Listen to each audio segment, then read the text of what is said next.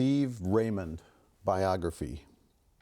Welcome to Power Station. Hello. At Berklee, NYC. All right. Stephen Raymond. Actually, it's just Steve. You don't have the N. Well, my full name is Stephen with a PH, but I go by Steve, or Stove, is what a lot of my friends call me. I see. Do you not go by Stephen with the PH because you're afraid of people mispronouncing your name? You betcha. The amount of times I've gone to the doctor's office and the nurse will come out and say, Stefan, and I'll be like, no, no, no, no, no. Stefan is not my name. My name is Stephen with PH, but I didn't change it. I endure. You should try a nickname. What would you think would be a good nickname for me? Sly Fox. You were in the first national tour of the Book of Mormon. You're gosh darn right I was. And oh my gosh, how much of an amazing time that was. How old are you? 29 years. You studied at the University of New Hampshire? Yes, just for a year though. Did a couple shows out there. Pretty great group of people that I met. Was there anything wrong with the old Hampshire? If mayhaps you say that it was in Britain, not saying that I have anything against Great Britain or anything, just saying that I prefer New Hampshire, but Great Britain's fine, and the old Hampshire is totally fine, but I prefer New Hampshire because that's where I was raised. Never been to the old Hampshire, though. Could I get a pen? Ah, thank you. Thank you very much. Okay. So you transferred to Montclair State. Montclair State University. Let's go Red Hawks. Woohoo! I understand that you are also a private investigator. For 2 years I was. Mm-hmm. Indeed. My dad hired me as a private investigator, and I specialized in social media investigation. And whoa, to think that now social media is everything that I focus on. Or not all, but a lot of it. Did your father hire you to spy on your sister and some brothers? I don't have sisters, but I do have brothers. And let's just say I've found out some unsavory facts, such as my brother is lactose intolerant. Ah, wow. He's a lactose bigot, basically. Indeed. But my mom told me that, so I guess it wasn't investigating. Got it. Got it. Okay. So I understand that you are on TikTok. TikTok for the win. Rock the party TikTok in the house. You were in Spam-A-Lot. Yes. You were the not dead yet guy. Yeah. I am not dead yet. I like to dance and sing. I am not dead yet. I can do the Highland Fling. Boy, was that such a fun role and experience for me. Did you get to tap dance during that role? No.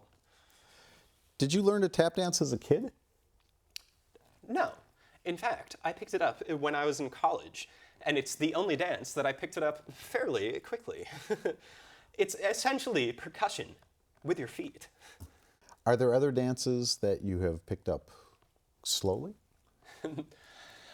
Jazz or the Macarena or dabbing. Mm-hmm. So. Took me a fair minute to pick that one up. Yeah. I understand that you are also adept at the dental floss dance. Is that correct? Oh, yes. Gotta love dental flossing. Or the dance, not... I'd floss my teeth. Got it. Regularly. Got it. It's the dance move. That was it? Uh-huh. It's interesting because most dances are done standing up. Okay. And so this on TikTok is a marketable skill. Well, when it comes to the kids, they love their Fortnite dances. Watch me whip, watch me nay nay. Watch me whip, whip, watch me nay nay. Nay, nay. Sorry. Been holding it in a long time. Oh, man. Steve Raymond, welcome to Power Station at Berklee, NYC. Thank you for having me. It's great to have you. We're actually in the real studio here today with you. I know. Yeah. I was saying before, it's crazy. I've watched so many Broadway cast albums recording in the studio, like on YouTube, so it's really cool, you know, getting to be in this room. Yeah. Well, it's great to have you here, man. Yeah. We found you on TikTok. Indeed. Where you have well over 2 million followers. How many followers do you have? 2.4 million. Yeah. And how long have you been doing that? So it started, during the pandemic, obviously, and being a stage actor, I was out of work and like everything shut down. There were no auditions. And so I was like, all right, I got to get a job somehow. So I applied to be a security guard at an Amazon facility. Oh my gosh. Which essentially was me babysitting an empty building for 8 hours a day. Wow. And as I was there, I was like, I'm so bored. I'm just going to start making videos. And so I was like, I didn't know much about TikTok. I mean, like I'd been on there periodically, but I wasn't like a huge TikTok person. Yeah. I posted one video, it went crazy viral, and I was like, all right, I guess I got to keep doing this. And then, it just took off since there. Yeah. That's amazing. So how long has this been now? About 2 years. Okay. I've been on TikTok. Okay. Yeah. And now you have kind of a persona that you have Yes. a character. Tell us Yeah. about the character that you are on TikTok. So I've been doing this character ever since like I was in high school. And I actually, it's funny, like I used to do it almost like as a coping mechanism because like it is a very socially anxious character. Yeah. And it's really kind of an exaggeration of how I feel at all times. Right. So when I kind of go into that and sit in the uncomfortable energy, it makes real me feel less awkward. Got it. If that makes sense. Yeah, no, that makes perfect sense. Yeah. That makes perfect sense. Talk us through, what you've learned, maybe some of the times along the way where you made some distinctions and went, oh, Yeah. okay, I get that. Okay. So I think with any social meia company, it's imperative to read the community guidelines.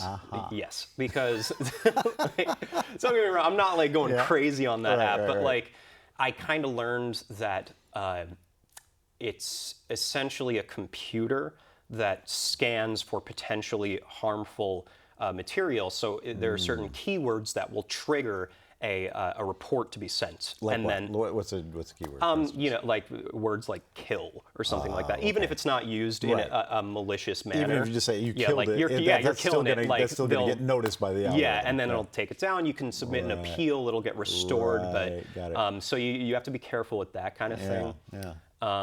And I've also kind of learned that, I mean, like I have a very niche market when it comes to TikTok. I'm on a very specific side, which is, very true of TikTok. There's niches for everything. But from what I've learned, the best videos are the ones that you really just don't care that much about.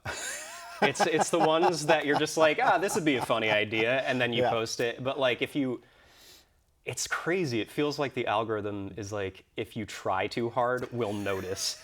And it's like, no, not for you. The algorithm is going, no, you're trying too hard. Exactly. That's really funny. Like that's how it feels sometimes. Do you port your stuff over to Instagram as well? Yeah, and I YouTube and all recently that? started doing that because, TikTok doesn't pay that much. And neither does Instagram, but I'm trying to milk them for as much as I can.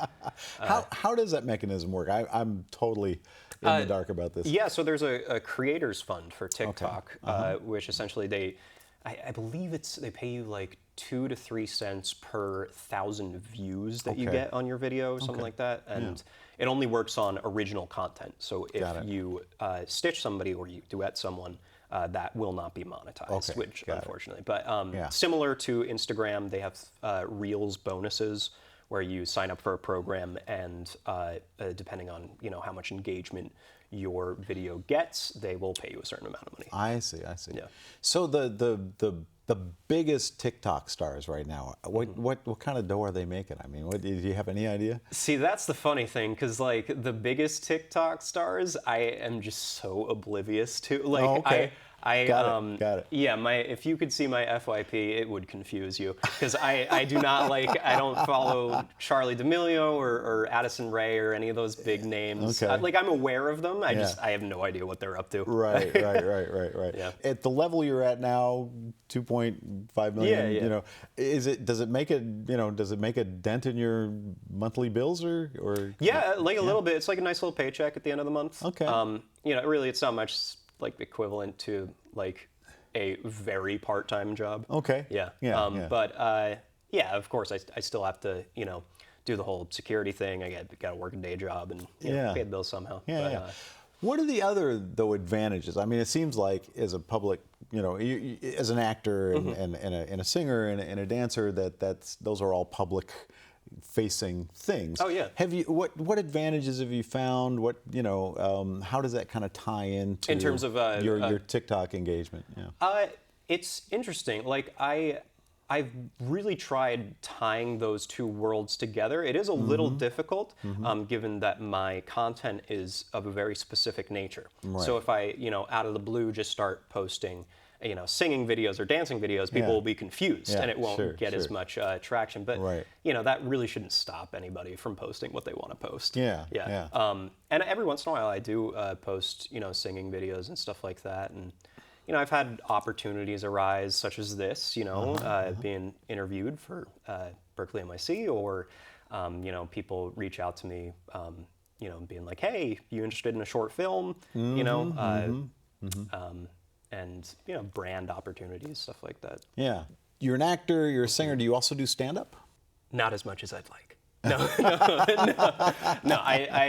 I'm trying to get more into the scene. It is a little difficult because I do work nights, and that's when most open mics are. Gotcha. Right. But I really enjoy it, and it's it's just that instant validation of an entire room laughing at what you're saying. Yeah. Feels amazing.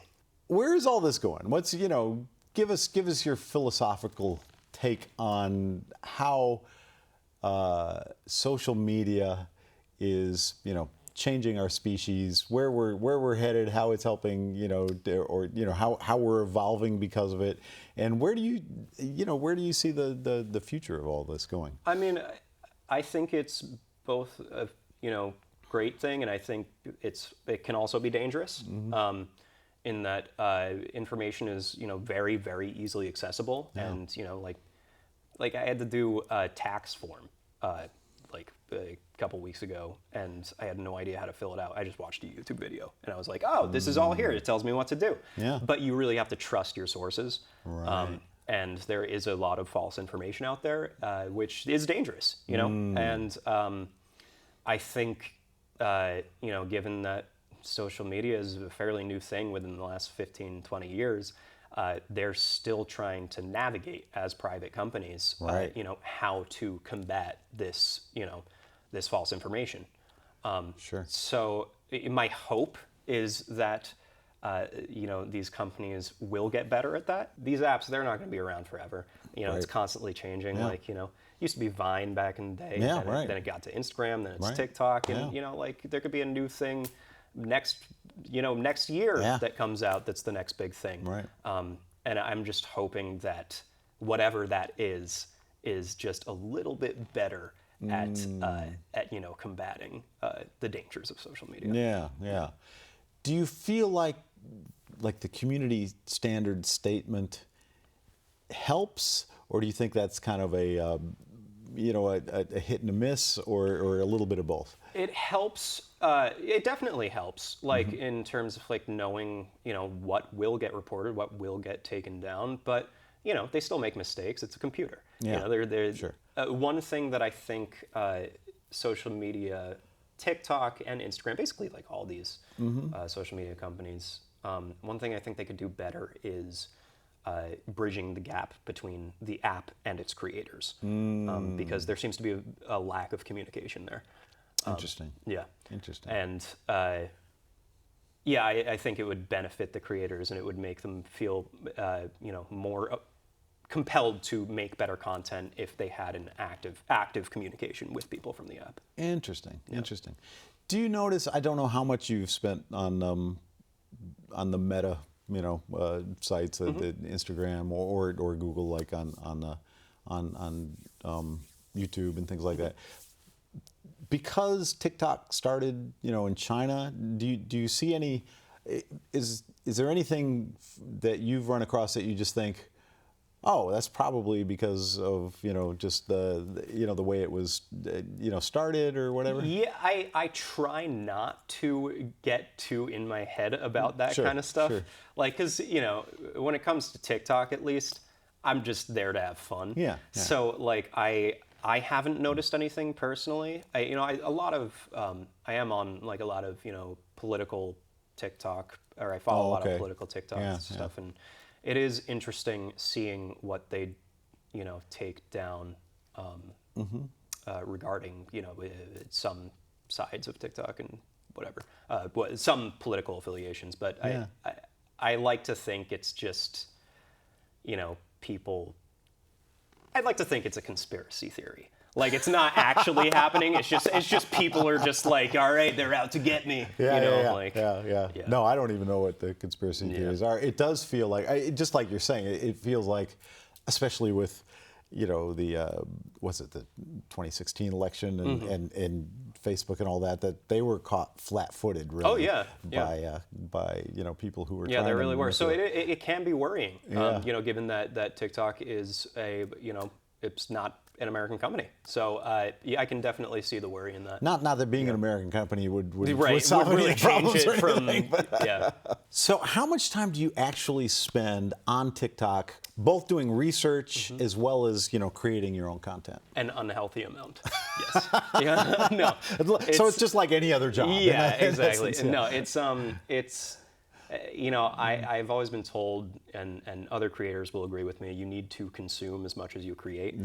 Because that's where a lot of the inspiration comes from, is seeing like, oh, that's trending, or like, oh, that was a good idea, and what can my spin on that be? It's almost embarrassing if you could see the screen time that I spend on that app. But like give us an idea.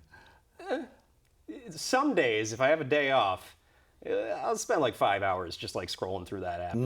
Like I said, it is unhealthy, but But it's educational too, I would imagine. It is. I would imagine that you get a much more of a panoramic view of what's going on on the app and what's connecting. And what connects with you too. Yeah, exactly. I find sometimes I'm very surprised at what connects with me. Like, why am I laughing at this? I know. What's going on? I'm still having that issue. Like, there are some things that'll show up on my FYP, and I'm like, For You page, by the way. I don't know if For You page, yeah, that's right. That's For what it's You called. page, FYP, right. The algorithm, and I'll like watch it, and it just doesn't make me laugh. And then just like the dumbest thing will show up on my algorithm, and I'll be dying laughing for like 10 minutes. I'm like, why did I find that so funny? I don't understand.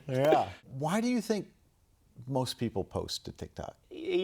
I think for the most part, it could be a vanity thing. It could be, like I want to put my face out there, or it really depends on the person. It could be, they're just really passionate about one particular thing and they want to share it with the world. There are a couple, great TikTok accounts that I follow, like, wood making accounts and, like clay pot. Like, there's this one guy who just he just makes these handmade teapots out of clay, and it's the most relaxing thing I've ever watched in my entire What's he life. called?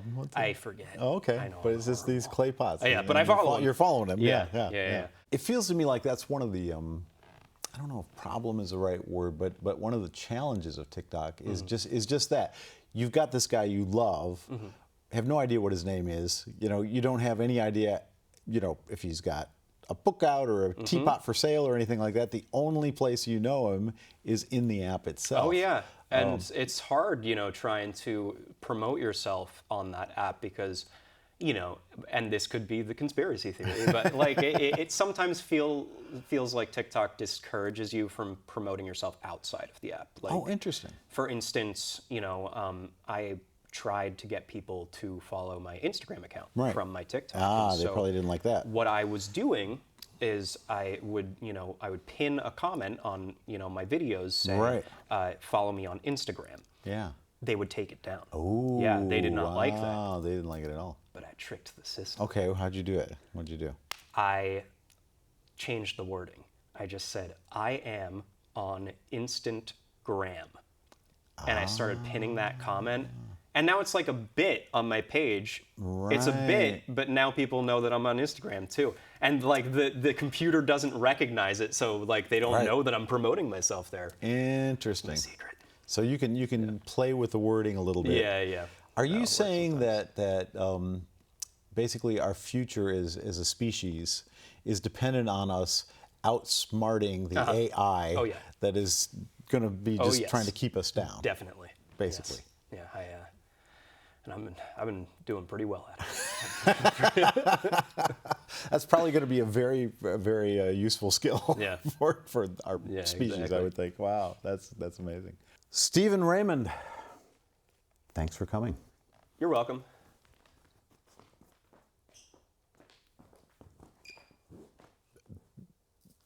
Don't go yet. We got an actual interview to do. We're just getting ready. Sorry, I was too committed to the bit. That was too committed to the bit. That was very uncomfortable. That was a marathon. I know, right? Yeah. I just sit in the uncomfortable energy. I love it. Yeah. Love it.